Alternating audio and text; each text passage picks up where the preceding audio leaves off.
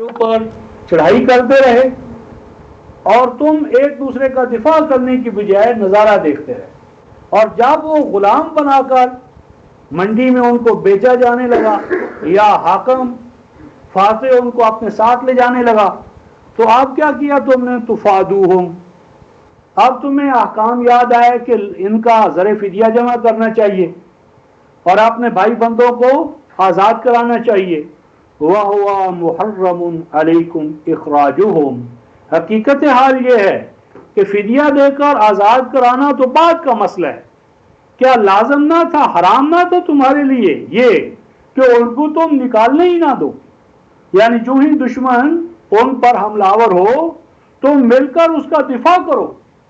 تاکہ وہ غلام ہو ہی نہ۔ تو یہ کیا بات ہے؟ افتؤمنون ببعض الکتاب وتکفرون ببعض، کیا بھلا تم کتاب کے ایک حصے پر ایمان رکھتے ہو اور دوسرے کا انکار کرتے ہو؟ یہاں ایمان اور انکار عمل کے حوالے سے، یعنی کتاب تو پوری کی پوری وہ مانتے ہیں کہ تورات اللہ کی طرف سے ہے جس طرح ہم قرآن کو مانتے ہیں، لیکن قرآن میں صرف ہمیں نماز روزہ یاد ہے، اور اس کے علاوہ جو جہاد اور اقامت دین اور اقامت کتاب ہے اور کتاب کا کامل اور مکمل ہونا ہے اور دین کا کتاب اللہ میں مقید ہونا ہے، یہ ساری چیزیں ہم ترک کر بیٹھے۔ تو ارشاد فرماتا ہے، ارشاد فرمایا جا رہا ہے فما جزاء من یفعل ذلک منکم، منکم کا خطاب یہود کی طرف بھی ہو سکتا ہے اور ہماری طرف بھی ہو سکتا ہے رفقائے محترم۔ فما جزاء، پس کیا ہے سزا اس کی کہ جو کرے اس طرح کا اقدام، اس طرح کا طرز عمل اختیار کرے، یعنی کتاب کو حصوں بخروں میں تقسیم کر لے، ایک حصے پر عمل کرے اور دوسرے حصے کا عملی طور پر انکار کر لے، کیا ہوگا؟ الا خزی فی الحیات الدنیا، حیات دنیا کے اندر ہی وہ قوم ذلیل، رسوا، محکوم، محتاج، تو دنیا کے اندر ذلت و رسوائی ایسی قوم کے لیے۔ لیکن ایک پھر پندار نفس میں یہ ہے کہ ٹھیک ہے، خوار ہیں، بدکار ہیں، ڈوبے ہوئے دل، کچھ بھی ہیں، لیکن آخرت کی جو جنت ہے اور حوریں وہ تو ہمارے انتظار میں ہیں۔ تو فرمایا جا رہا ہے وَيَوْمَ الْقِيَامَةِ يُرَدُّونَ إِلَىٰ أَشَدِّ الْعَذَابِ، کہ حیات دنیا میں احکام الہیہ کو حصوں بخروں میں تقسیم کرنے والی امت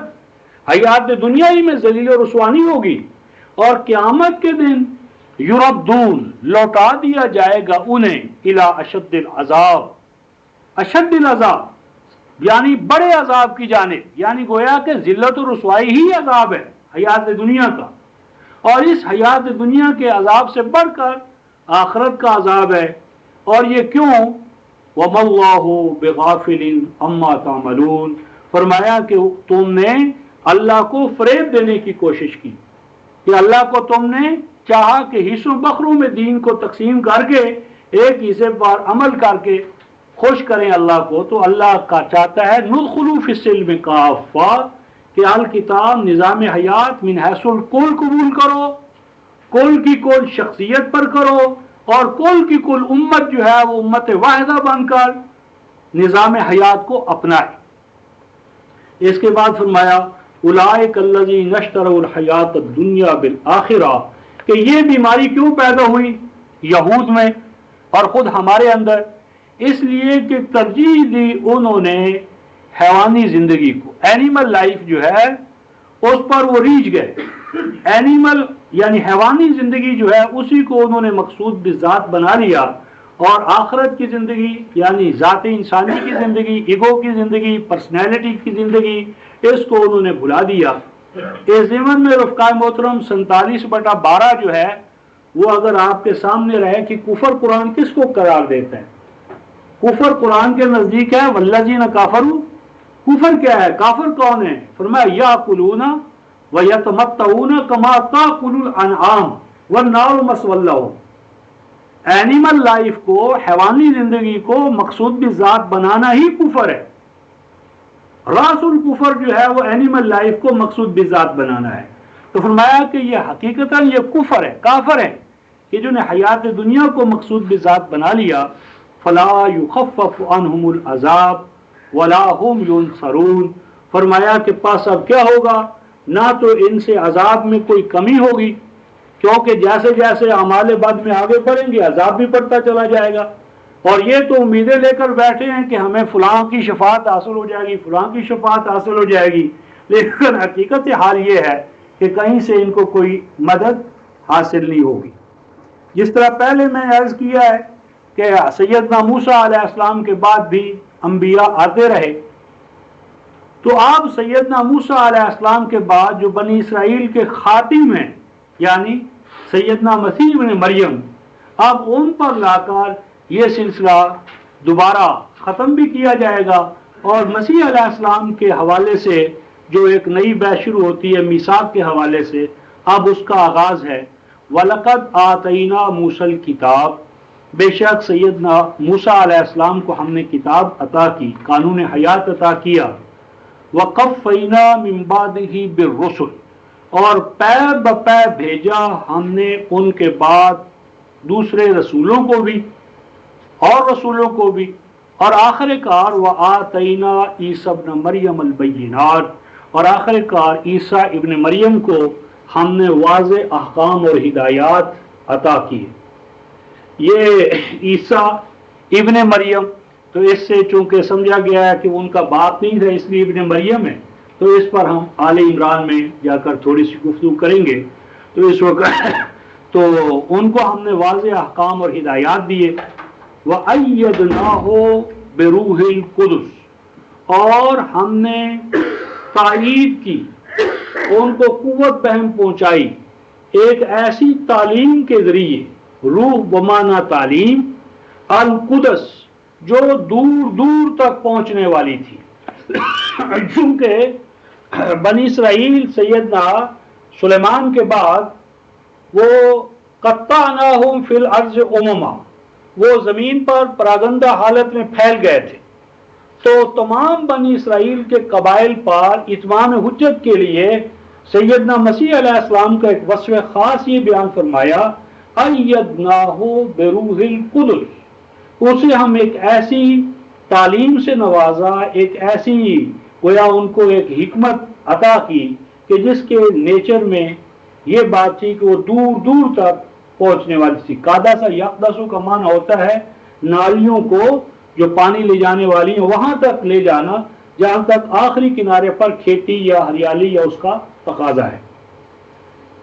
اس کے بعد فرمایا افکلما جاءکم رسول، اور یہ بات بنی اسرائیل کی ہو رہی ہے اور ہم بھی اس میں بہت اعلیٰ حوالے سے شامل ہے۔ افکلما جاءکم رسول، بھلا کیا یہ حقیقت نہیں کہ جب کبھی بھی آئے تمہارے پاس کوئی رسول یا کوئی رسول آیا، کس طرح بما لا تہوی انفسکم، ایسی تعلیم لے کر، ایسا نظام حیات لے کر، کیسا نظام حیات، لا تہوی انفسکم، جو تمہاری خواہشات کے خلاف ہوتا ہے، تمہارے نفس امارہ پر پابندیاں لگاتا ہے، تمہاری خواہشات کو ڈسپلن کا پابند کرتا ہے، تو کیا کرتے ہو، استکبرتم، تم اپنی چدراہٹ کا تحفظ کرنے لگتے ہو، یعنی بڑا پن جو تمہارے اندر ہے وہ اس کا تحفظ کرتے ہو۔ فَفَرِيقًا كَذَّبْتُمْ وَفَرِيقًا تَقْتُلُونَ، پس تم میں سے ایک گروہ نبیوں پر ان کی تکذیب کا فتویٰ عائد کر دیتا ہے، اور دوسرا گروہ جو ہے حاکم وقت جو ہے وہ ان کے خلاف لڑائیوں کا آغاز کر دیتا ہے۔ مذہبی پیشوا انبیاء کا بطلان کرتے ہیں کہ یہ جھوٹا نبی ہے، متنبی ہے، اور حکام وقت ان کے قتل کے در پہ ہو جاتے ہیں۔ یا یہ کہ تم میں سے ایک گروہ تو صرف تکذیب تک رہتا ہے، آگے ان کو یہ نہیں حاصل ہوتی طاقت، اور ایک گروہ جو ہے وہ تکذیب سے آگے قتل تک جا پہنچتا ہے۔ تو یہ جو انبیاء علیہ السلام کا قتل ہے رفقائے محترم، تو یہ فزیکل حوالے سے قتل کرنے کی بجائے اصلاً اس کے اندر ان کو ناکام کرنے کے لیے جد و جہد، ناکام کرنے کے حوالے سے، اور اس ناکامی کے حوالے سے بھی قرآن حکیم نے قتل کا جو لفظ ہے وہ استعمال کیا ہے، تو یہاں اسی حوالے سے ناکام کرنے کے لیے ان کے مشن کو، پیغام کو اس کے منطقی انجام تک پہنچنے سے روکنے کے لیے، کیونکہ جو رسول ہیں 58/21 میں ان کے بارے میں قرآن نے یہ کہا ہے کہ جو رسول ہوتا ہے خاطب اللہ لأغلبن انا ورسلی ان اللہ قوی عزیز، کہ یہ بات تو اللہ تعالیٰ لکھ چکے ہیں، کیا لکھ چکے ہیں؟ کہ میں غالب آؤں گا اور میرے رسول، تو رسولوں کے لیے غلبہ ہے پیغام کے حوالے سے، دعوت کے حوالے سے، تو قتل بمانا ان کو ناکام کرنے کے حوالے سے۔ آگے فرمایا وَقَالُوا قُلُوبُنَا غُلُفٌ، اور ایک تو یہ انبیاء کے ساتھ تمہارا طرز عمل ہوتا ہے، نمبر 2 یہ فرمایا کہ تم انبیاء کے مقابلے میں کہتے ہو کہ ہمارے دل دماغ تمہاری دعوت کے مقابلے میں کیا ہیں؟ محفوظ ہے،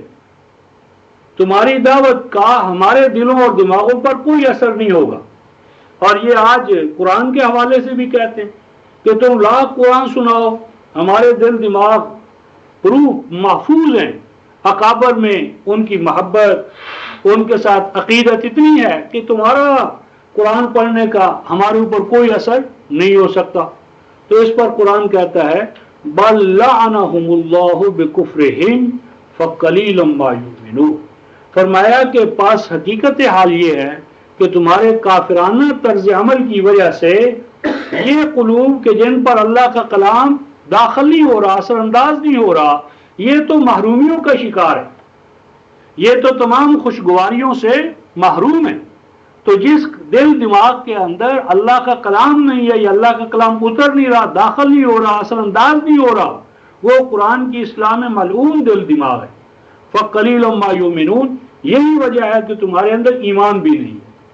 ایمان ہوتا تو اللہ کا کلام قبول کرتے،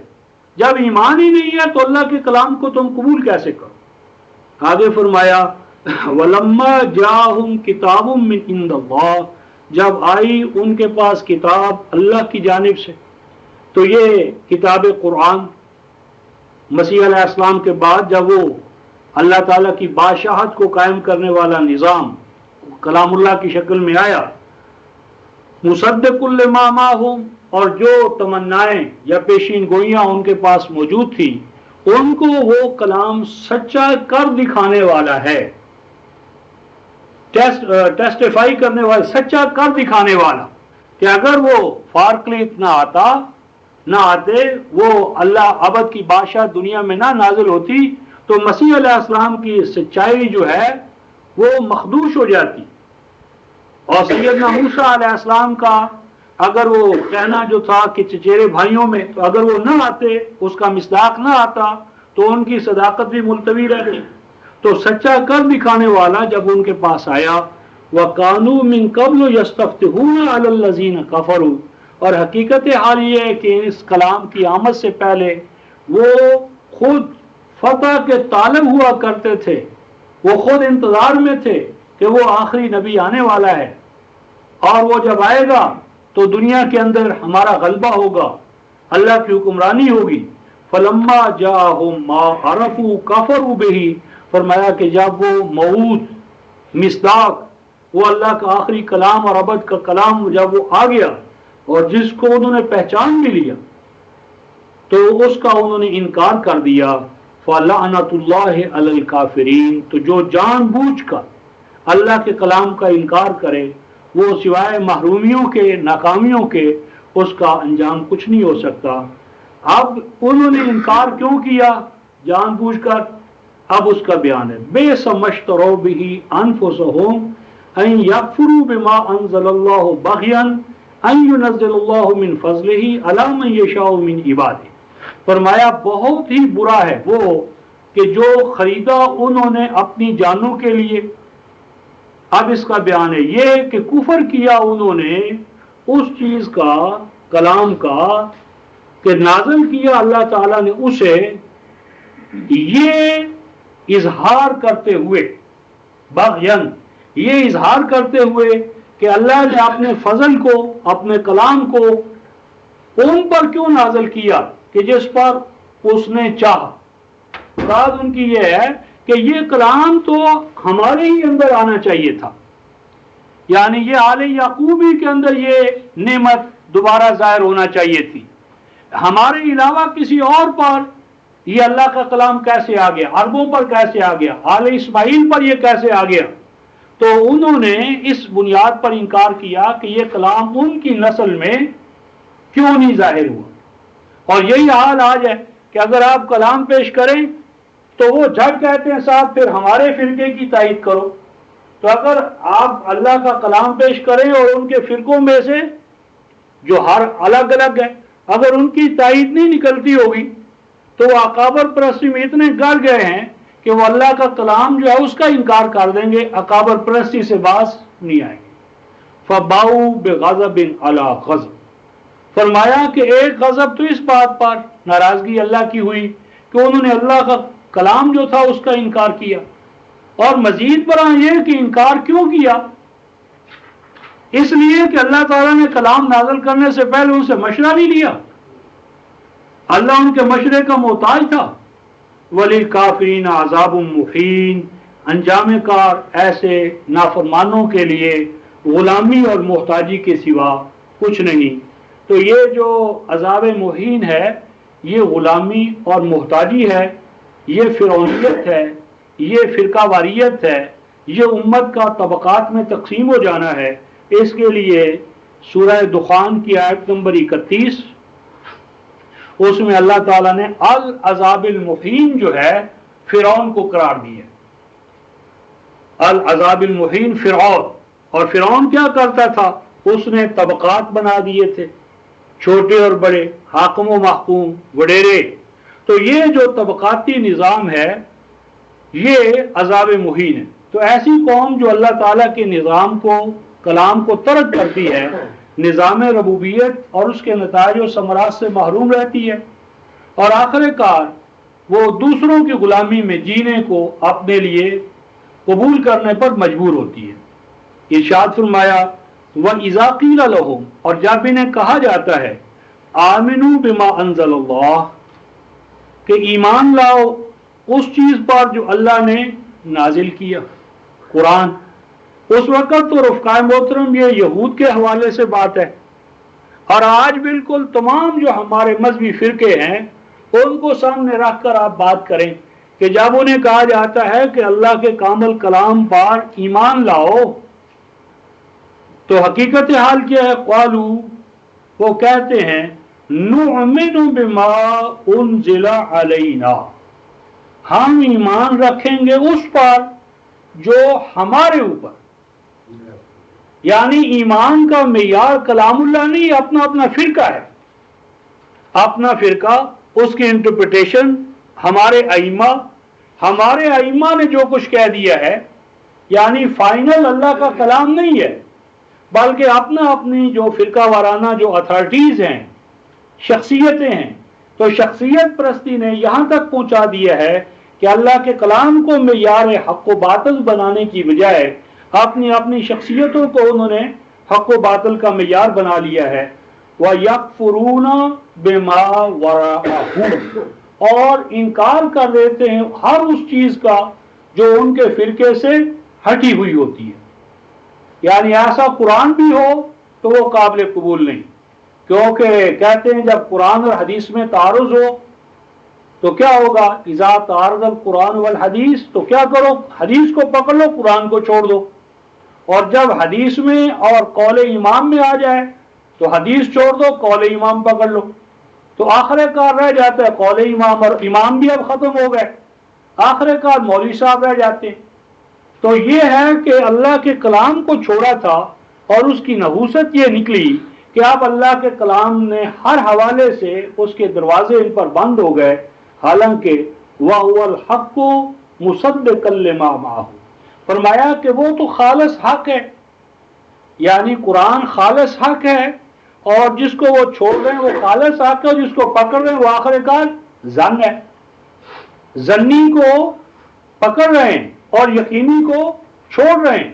اور مصدقا لما معہم، ان کے لیے جو اس کائنات میں شہادت عالمینی کا جو مقام ہے اس کو جو سچا کر دکھانے والا ہے وہ الکلام ہے، کلام حق ہے، قرآن ہے۔ یہ ظنی روایات تو کبھی بھی امت مسلمہ کے اندر وحدت، توحید اور ان کو اس کائنات میں جو ان کا مقام ہے وہ دے ہی نہیں سکتی۔ اب ارشاد فرمایا جا رہا ہے ان کے حوالے سے کہ وہ کہتے تھے کہ یہود کہ ہم تو بھائی اس کو مانیں گے جو ہمارے پاس ہے اور اس کے ماں سوا کو نہیں مانیں گے۔ تو اس پر قرآن کہتا ہے قُلْ فَلِمَ تَقْتُلُونَ أَنْبِيَاءَ اللَّهِ مِنْ قَبْلِ إِن كُنْتُمْ مُؤْمِنِينَ۔ فرمایا کہ اگر تمہارا یہ قول سچ ہے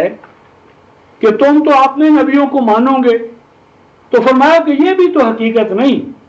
تم نے کس نبی کو قبول کیا ہے؟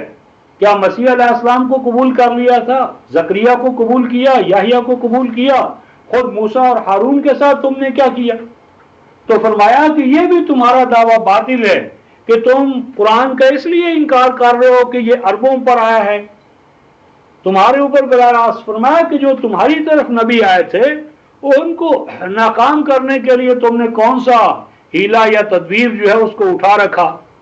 تو اگر تم اس دعوے میں سچے ہو تو کم از کم اپنی تاریخ کو دیکھو۔ تو فرمایا وَلَقَدْ جَاءَكُم مُوسَىٰ بِالْبَيِّنَاتِ، فرمایا کیا یہ حقیقت نہیں کہ موسیٰ تو تم ہی میں سے تھے، تمہارے ہی نجات دہندہ تھے اور تمہارے پاس وہ واضح احکام لے کر آئے تھے۔ ثُمَّ اتَّخَذْتُمُ الْعِجْلَ مِن بَعْدِهِ وَأَنْتُمْ ظَالِمُونَ، پھر فرمایا کہ تم نے ان کی موجودگی میں ان کی قیادت اور ان کی نیابت جو تھی حضرت ہارون کی شکل میں اس کو پس پوش ڈالا اور اس کی جگہ پر تم نے گسالہ پرستی جو اس کو شروع کر دیا۔ وَأَنْتُمْ ظَالِمُونَ، اور ایسا کر کے تم نے اپنی جانوں پر ظلم ڈھایا۔ پھر فرمایا وَإِذْ أَخَذْنَا مِيثَاقَكُمْ وَرَفَعْنَا فَوْقَكُمُ الطُّورَ، اور وہ دیکھو وہ بھی تو تمہارے ہی بھائی بہن تھے کہ جنہوں نے موسیٰ کی موجودگی میں ہم سے عہد باندھا، اور وہ عہد جو ہے وہ دامن کوہ میں طور کے دامن میں وہ لیا گیا تھا۔ پھر ہم نے تمہیں کہا خُذُوا مَا آتَيْنَاكُمْ بِقُوَّةٍ، کہ مضبوطی کے ساتھ تم اس عہد کو، پیمان عہد و میثاق کو پکڑے رکھنا، اس پہ عمل درآمد کرنا۔ وَاسْمَعُوا، اور اسے سنتے رہنا دل دماغ کے یعنی حوالے سے، بصیرت کے ساتھ، بصارت کے ساتھ۔ قَالُوا سَمِعْنَا وَعَصَيْنَا، لیکن اب یہاں قالو ان کا اقتضا، تقاضا، ان کی فطرت کا اظہار کس طرح ہوا کہ کہتے تھے سمعنا اور عمل میں کیا کیا؟ عصینا، یعنی زبانوں پر سمعنا تھا اور عمل میں نافرمانیاں، جس طرح آج یعنی ہمارے ہاں سمعنا سمعنا سامع تراویح کا عمل، لیکن قرآن نے سورہ آل انفال کی آیت نمبر 19 اور 20 میں رفقائے محترم کہا ہے لا تکونوا کالذین قالوا سمعنا وہم لا یسمعون، اے لوگوں، قرآن والو، ان لوگوں کی طرح نہ ہو جانا جو کہتے ہیں سمعنا، ہم سن رہے ہیں، وہم لا یسمعون، وہ تو نہیں سن رہے۔ اور آگے معیار کیا بتایا سننے کا؟ ان شر الدواب عند اللہ الصم البکم الذین لا یعقلون، گویا کہ اگر آپ عقل کے حوالے سے، بصیرت کے حوالے سے کسی بات کو سن نہیں رہے، سمجھ نہیں رہے، اس پہ عمل درآمد نہیں کر رہے، تو وہ سننا کوئی سننا نہیں ہے، وہ نافرمانی ہے۔ وہ فرمایا وہ اشربوا فی قلوبہم العجل بکفرہم، اور ان کے دلوں اور دماغوں میں محبت پیوست ہو گئی گوسالے کی، بوجہ اس کے کہ وہ انتہائی طور پر توحید کے منکر تھے۔ فرمایا قُلْ بِئْسَ مَا یَأْمُرُکُم بِہِ ایمانکم ان کنتم مؤمنین، فرمایا کہ اعلان کرو، بتاؤ ان کو، بہت ہی برا ہے وہ، بہت ہی برا ہے وہ طرز عمل کہ جو تمہیں حکم دیتا ہے ان برائیوں کا، یعنی جو برائیاں، جو بدکاریاں، جو نافرمانیاں تم کر رہے ہو، اگر ایمان تمہیں انہی باتوں کا حکم دے رہا ہے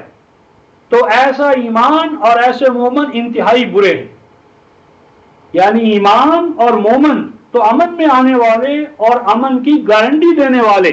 اور تم دنیا میں تخریب کاری کے لیے،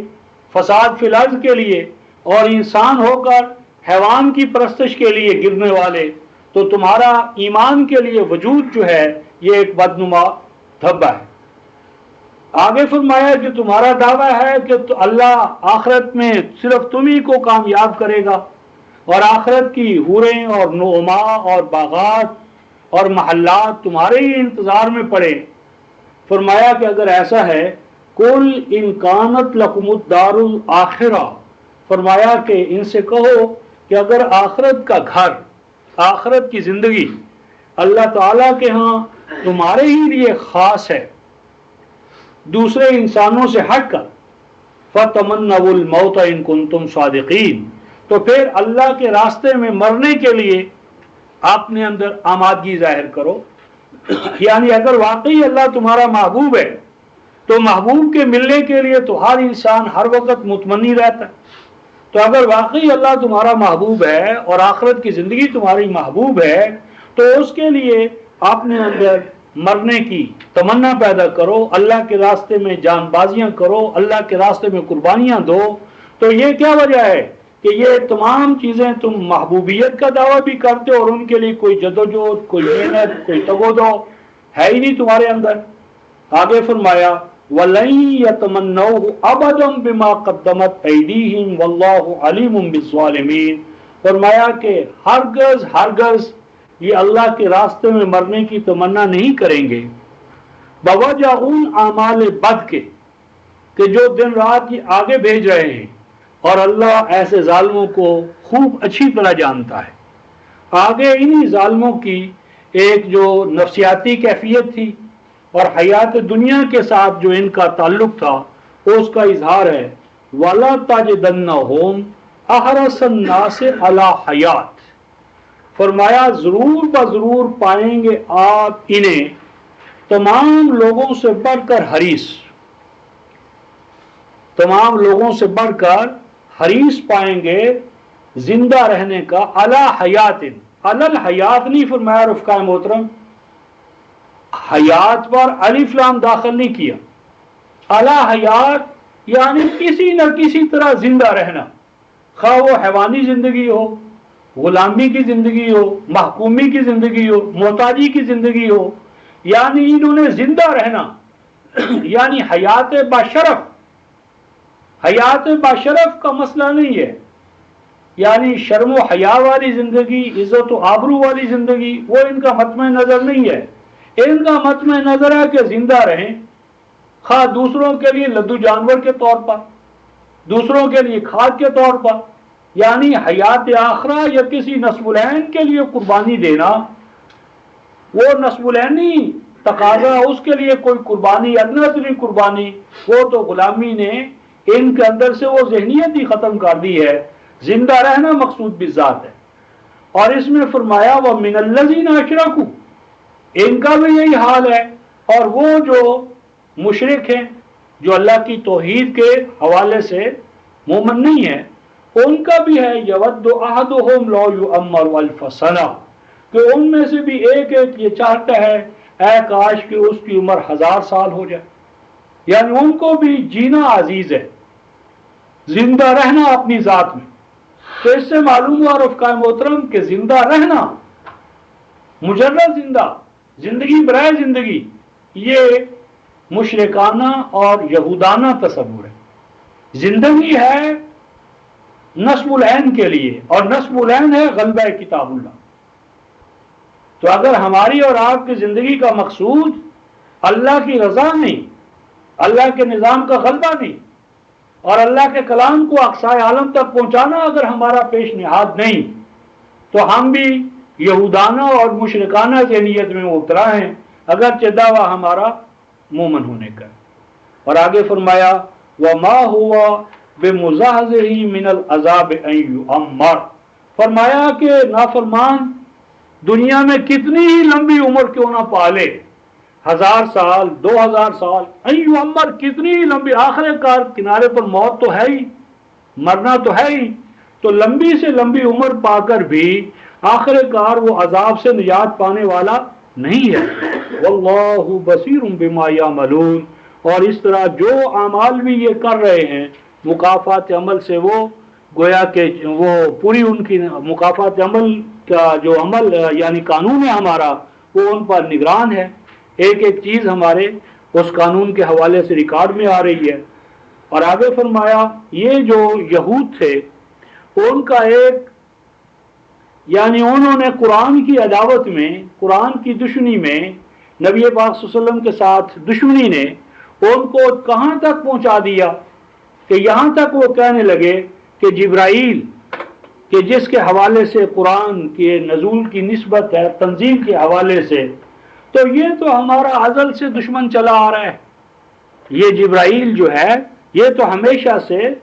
ہماری مخالفت پر، ہلاکت اور تباہی پر مامور رہا ہے، اور چونکہ قرآن کا نزول بھی اسی کے ذمہ تھا تو اس لیے تباہ و برباد کرنے کے لیے وہ ہماری طرف آنے کی بجائے کسی اور طرف چلا گیا ہے۔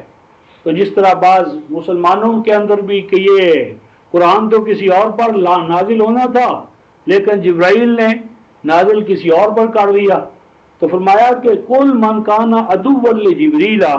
فرمایا کہ جو کوئی دشمن ہے جبرائیل کا تو ہوا کرے، فَإِنَّهُ نَزَّلَهُ عَلَى قَلْبِكَ، بے شک اس جبرائیل ہی نے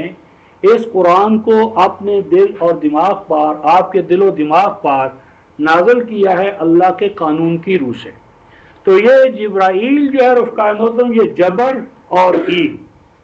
اور جبر یجبرو وہ چیز جو توڑی ہوئی چیزوں کو، ٹوٹی ہوئی چیزوں کو جوڑنے والی، اور جبار کا جو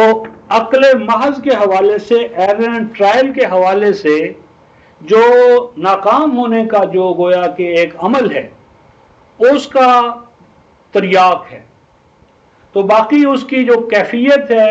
اس کو ہم نہیں سمجھ سکتے۔ غیر نبی جو ہے وہ کیفیت نزول وحی کو سمجھ ہی نہیں سکتا۔ ہمارے لیے کیفیت نبوت کو سمجھنا،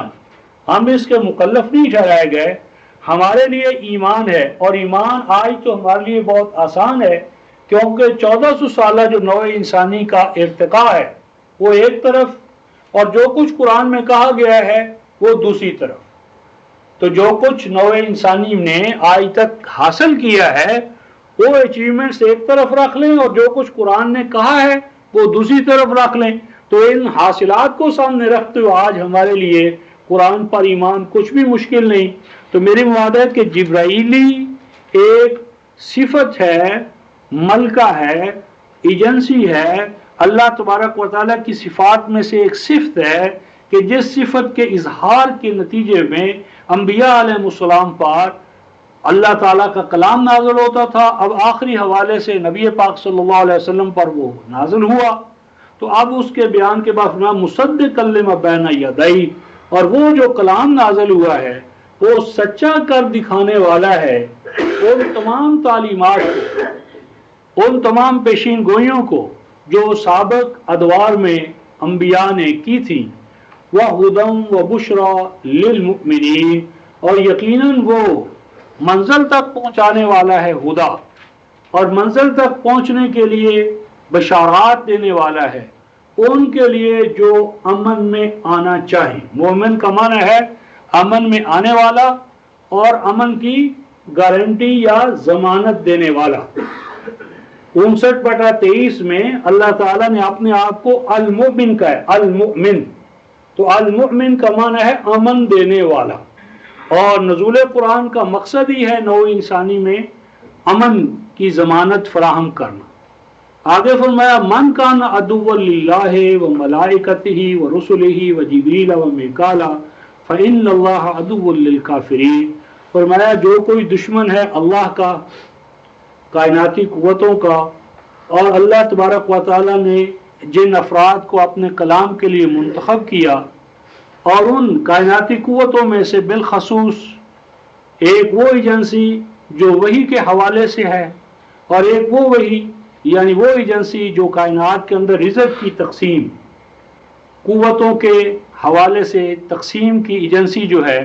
تو اس کی کیفیت کو ہم نہیں سمجھ سکتے، البتہ قوانین فطرت کے اندر جو مدبرات امر ہیں ان کی بعض کیفیات جو قرآن نے بیان کی ہیں ان کو ہم اپریہنڈ کر سکتے ہیں۔ فإن اللہ عدو للکافرین، تو فرمایا کہ جو کوئی بھی اللہ تعالیٰ کے اس نظام کا انکار کرے گا تو وہ خود ہی ان خوشگوار نتائج و ثمرات سے محروم رہے گا، اللہ تعالیٰ کا کچھ نقصان نہ کرے گا۔ وَلَقَدْ أَنزَلْنَا إِلَيْكَ آیَاتٍ بَيِّنَاتٍ، بے شک ہم نے نازل کی آپ کی جانب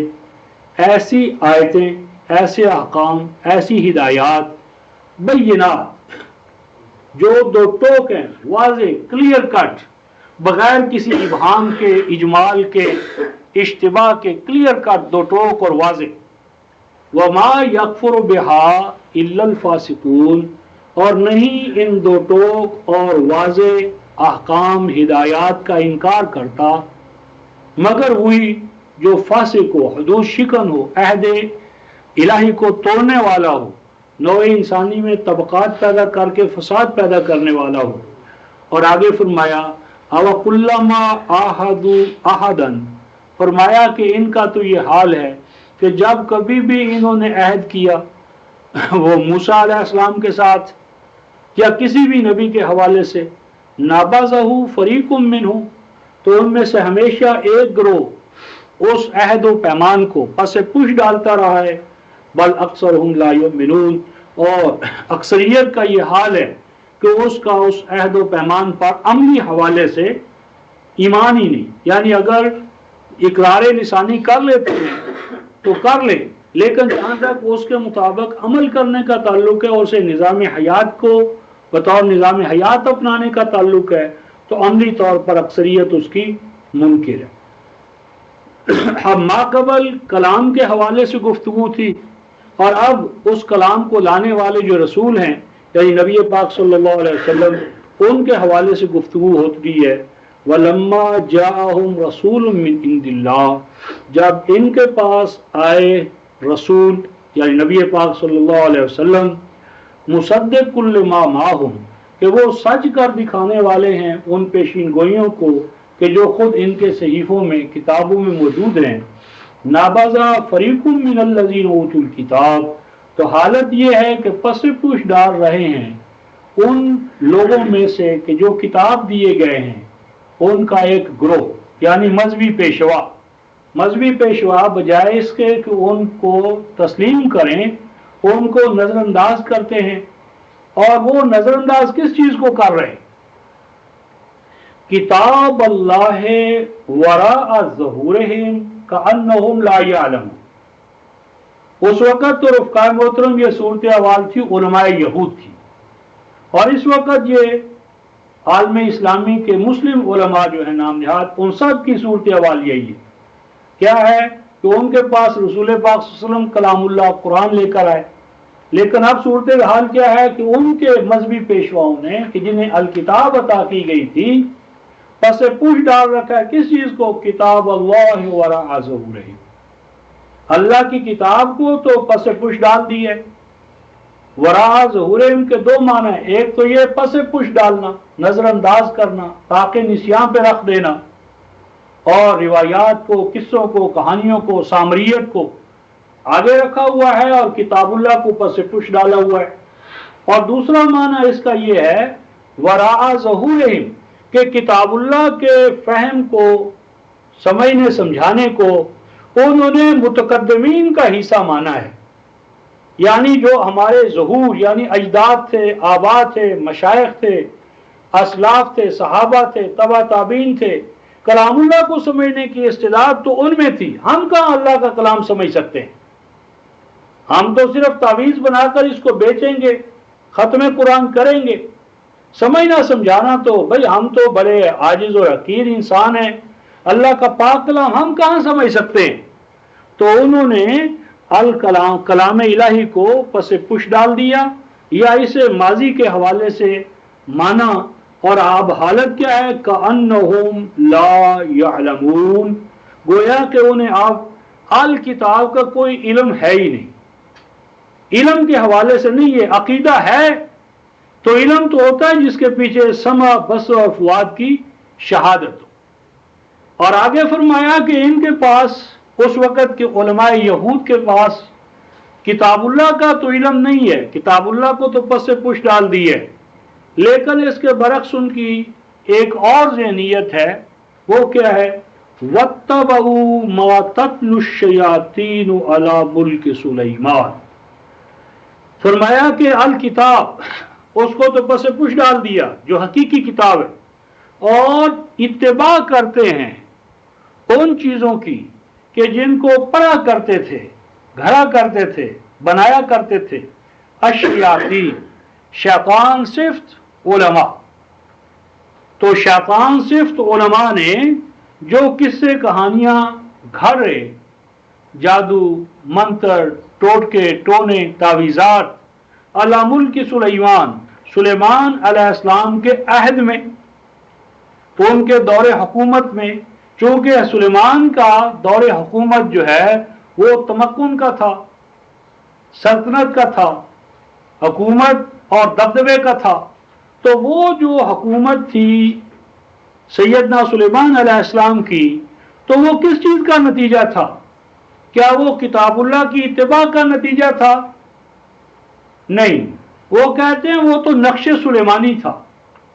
خاتم سلیمانی تھی، سلیمان کے پاس کوئی نقش اعظم تھا، وہ نقش اعظم کا نتیجہ تھا، وہ کتاب اللہ کی اتباع کا لازمی ثمرہ اور نتیجہ نہیں تھا۔ جس طرح ہمارے ہاں کہ قرآن کے اتباع کا لازمی نتیجہ خلافت راشدہ یا اسلام کا غلبہ نہیں تھا، یہ تو نبی پاک صلی اللہ علیہ وسلم کی معجزہ کار کی عادت تھی، قدم قدم پر انہوں نے معجزے دکھائے تو اسلام غالب آ گیا۔ اب وہ معجزہ کار کی عادت، یا تو اس کے انتظار میں ہم بیٹھیں، وہ آئے گا آنے والا، مہدی آئے گا، مسیح آئے گا،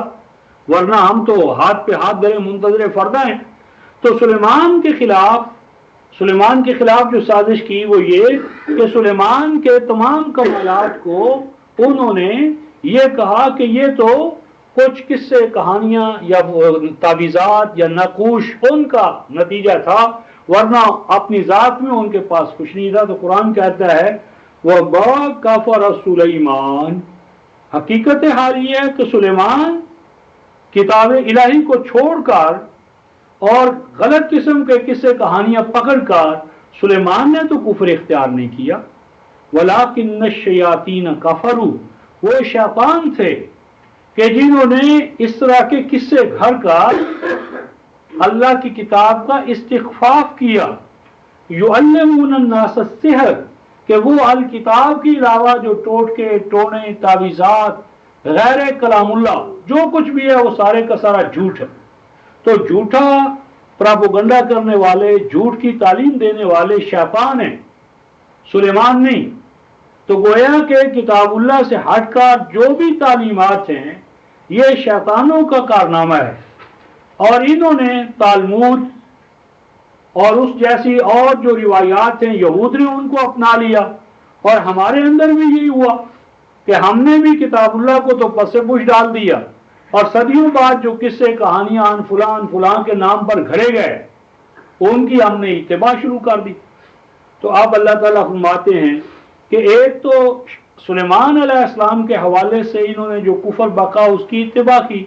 تو مزید برآں وَمَا أُنزِلَ عَلَى الْمَلَكَيْنِ بِبَابِلَ ہاروت و ماروت، یہ ایک اور ان کے اندر، اور آج ہمارے اندر بھی یہی ہے، یعنی اگر موضوع القرآن، معالم التنزیل پڑھیں تو آج ہمارے اندر بھی یہ بات موجود ہے کہ بابل کے اندر دو فرشتے تھے، ہاروت اور ماروت، ان پر اللہ تعالیٰ نے جادو کا علم نازل کیا تھا، جادو کا علم نازل کیا تھا، اور اللہ تعالیٰ ان کی آزمائش کرنا چاہتے تھے۔ یہ تو قدیم تصور تھا، اور دور جدید کے مفسر لکھتے ہیں کہ اللہ تعالیٰ نے تورات کے الفاظ کے اندر کچھ تاثیرات رکھ دی تھی، الفاظ تورات کے اندر، تو جس طرح چھو منتر، جادو منتر، اس طرح کی کیفیات، تو اسی کا نتیجہ یہ جو آج امت میں تعویذات وغیرہ گنڈے چل رہے ہیں، نعوذ باللہ، یہ بھی اسی کا اثر ہے۔ تو یہ ساری باطل کہانیاں ہیں، یہ جو وما انزل نہیں نازل کیا گیا، کچھ نازل نہیں کیا گیا فرشتوں پر، بابل میں اور ان سے بدلے ہاروت اور ماروت، یعنی ہاروت اور ماروت کو فرشتے مان کر بابل کے مقام پر جو کچھ منسوب ہے کہ ان پر اللہ نے کوئی چیز نازل کی تھی، اور وہ بھی از قسم جادو، تو قرآن تو اسے کہتا ہے وَلَٰكِنَّ الشَّيَاطِينَ كَفَرُوا يُعَلِّمُونَ النَّاسَ السِّحْرَ، یعنی یہ جادو ٹوٹکے ٹونے، قرآن تو اس سحر کو شیطانوں کا عمل قرار دے رہا ہے اور اسے کفر قرار دے رہا ہے۔ تو جو کفر ہے وہ اللہ آسمان سے نازل کرے گا، وہ بھی فرشتوں پر، یعنی جس چیز کو ماقبل کفر قرار دیا ہے اسی کفر کو اللہ نازل کرے گا فرشتوں پر۔ ای نمی سزا خدائرہ، تو فرمایا کچھ نازل نہیں کیا گیا دو فرشتوں پر بابل میں اور ان سے بدل ہاروت اور ماروت، وَمَا يُعَلِّمَانِ مِنْ أَحَدٍ، اور نہ ان پر نازل ہوا ہے اور نہ ہی ان دونوں نے کوئی تعلیم دی ہے، وَمَا يُعَلِّمَانِ، اور نہ ہی انہوں نے کوئی تعلیم دی ہے، مِنْ أَحَدٍ، کسی کو، حتیٰ یقولا، یہاں تک کہ وہ اگر کچھ ان پر نازل ہوتا، وہ تعلیم دیتے، تو ان کو یہ کہنا پڑتا کہ انما نحن فتنہ فلا تکفر، تو چونکہ ان پر کچھ نازل ہی نہیں ہوا، انہوں نے تعلیم ہی نہیں دی، لہٰذا ان کا یہ کہنا کہ وہ ایسا کہا کرتے تھے، اس کی کوئی ضرورت ہی نہیں ہے، ایسا ہوا ہی نہیں۔ اللہ تبارک و تعالیٰ نے تو ان پر کوئی چیز نازل نہیں کی، یہ سارا ان کا ڈھکوسلا ہے، ان کی من گھڑنٹ باتیں ہیں۔ اور اس کے بعد جو فرمایا ہے فَيَتَعَلَّمُونَ مِنْهُمَا مَا يُفَرِّقُونَ بِهِ بَيْنَ الْمَرْءِ وَزَوْجِهِ، فرمایا کہ اللہ نے تو نازل نہیں کیا، ہاں یہ ان کی خود ساختہ چیزیں ہیں کہ جن کی یہ تعلیم حاصل کرتے ہیں ان دونوں ذریعوں سے یا ایسے ذریعوں سے، اور وہ تعلیمات بھی کیسی ہوتی ہیں، گراوٹ میں، دناعت میں، رذالت میں، کہ ان تعلیمات سے یا ان افعال و اعمال سے یا ان ٹوٹکے ٹونوں سے کہ یہ کیا کرتے ہیں، یفرقون بہ بین المرء وزوجہ، کہ اس سے ان کی جو عائلی زندگی ہے، مرد عورت کی جو زندگی ہے، عائلی زندگی، خاندانی زندگی، اس خاندانی زندگی کو تہوبالا کرنے کے لیے یہ ٹوٹکے ٹونے استعمال کرتے ہیں۔ یعنی اللہ تعالیٰ نے تو کوئی چیز نازل نہیں کی، اللہ تعالیٰ نے کوئی فرشتے نازل نہیں کیے، یہ ان کے خود ساختہ ہیں، اور ان خود ساختہ ذریعوں سے یہ کام بھی کیا لیتے ہیں، کام یہ لیتے ہیں کہ مرد عورت کے مابین ناچاکی پیدا کرنا، بدگمانیاں پیدا کرنا، یعنی عائلی اور تمدنی زندگی کو تہوبالا کرنا۔ یعنی یہ گویا اس وقت یہود کی حالت تھی رفقا محترم، اور آج ہمارے ہاں یہی ہو رہا ہے، یہ حب کا تعویذ دے دو، فلاں کے مابین شقاق پیدا کرنا ہے اس کا تعویذ پیدا کر دو۔ اور ہمارے ہاں ایک کتاب ہے اعمال قرآنی، تو اس اعمال قرآنی میں آپ یہ چیزیں پڑھیں گے تو آپ حیران ہو جائیں گے۔ تو یہ یعنی گراوٹ ہے تمدنی اور تہذیبی کہ کوئی قوم یا اس کے جو ارباب رشد و خدا ہیں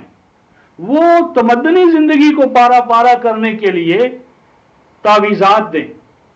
گنڈے کریں، تدابیر بتائیں کہ جی فلاں کو اگر بگانا ہے تو یہ کرو، فلاں کو دل اپنی راغب کرنا ہے تو یہ کرو۔ تو یہ گویا کہ تمدنی، عائلی اور جنسی زندگی جو ہے اس کے بگاڑ کا آخری منظر ہے۔ تو فرمایا وَمَا هُمْ بِضَارِّينَ بِهِ مِنْ أَحَدٍ إِلَّا بِإِذْنِ اللَّهِ، اے ایمان والو یہ نہ سمجھ لینا کہ ان تعویذ گنڈوں سے کسی کو کوئی نقصان پہنچایا جا سکتا ہے، نہیں پہنچا سکتے یہ کچھ بھی نقصان اس طرح کی پھونک جھاڑ سے، تعویذات سے، الا باذن اللہ، ہاں اگر کوئی چیز قانون کے مطابق ہو جائے، اذن اللہ کا معنی اللہ کا قانون ہے، یعنی کسی جگہ پر قانون طبی کا سہارا لے لے، یعنی ایک جگہ تعویذ گاڑ دیے اور وہاں کسی بدماش کو بٹھا دیا اور اس راستے پر کسی کو چلا دیا اور اس بدماش نے اس کی مرمت کر دی، تو کہا دیکھا ہم نے کہا نہیں تھا کہ اس راستے میں تعویذ گڑے ہوئے ہیں تم نہ جانا. تو اب وہ تعویذ کا کمال ہو گیا, اس کے لکھنے والے کا کمال ہے, حالانکہ پیچھے تو ایک بدماش بیٹھا ہوا ہے. تو فرمایا کہ ایکسیڈنٹلی یا کسی وقت کوئی اگر نقصان ہوتا ہے تو وہ کسی نہ کسی قانون پر عمل درآمد کا, خواہ وہ قانون طبی ہو یا قانون تنزیل ہو, یا اچھے ارادے سے ہو یا بد ارادے سے ہو. وَيَتَعَلَّمُونَ مَا يَضُرُّهُمْ وَلَا يَنْفَعُهُمْ. یہ یہود کی گراوٹ کا حال تھا اور آج ہم اس میں مبتلا ہیں.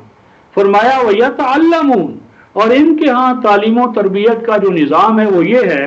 کہ یہ علم حاصل کرتے ہیں ما ان چیزوں کا یضرہم کہ جن تعلیمات سے ان کو نقصان پر نقصان ہوتا ہے. یعنی تعلیم میں کوئی نفع نہیں ہے, منفعت نہیں ہے, بیکار محض. اور یہ آج ہماری جو تعلیم ہے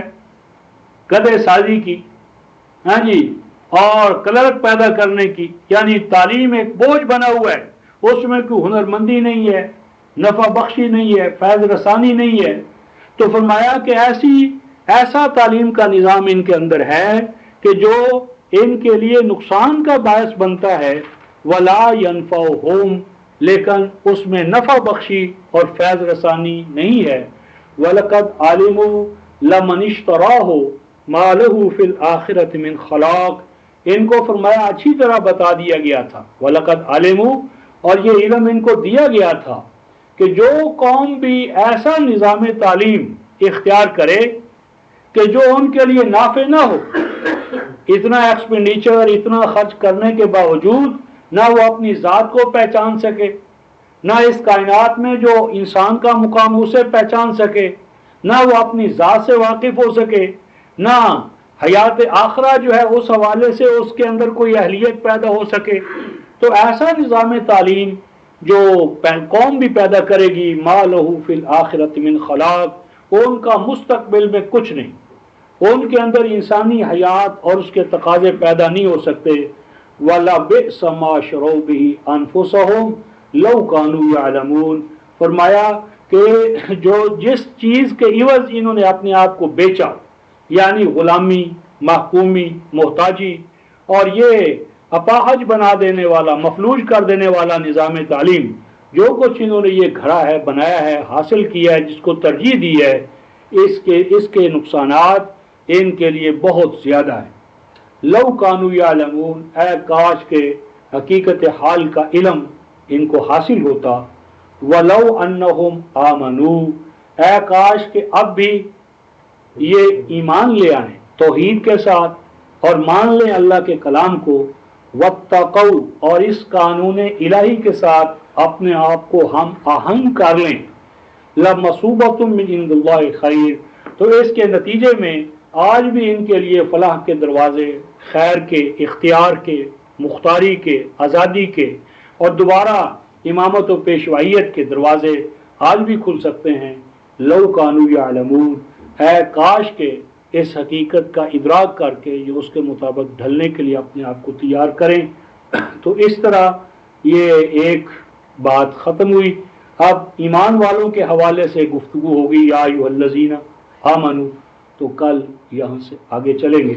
آخر دعوانا الحمدللہ رب العالمین.